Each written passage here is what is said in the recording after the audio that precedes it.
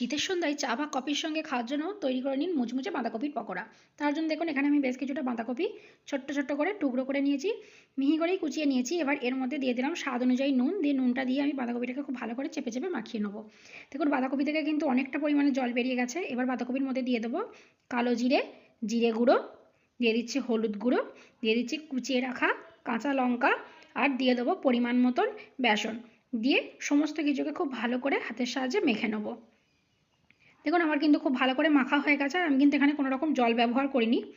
আর দেখুন একটা বাইন্ড চলে এসেছে।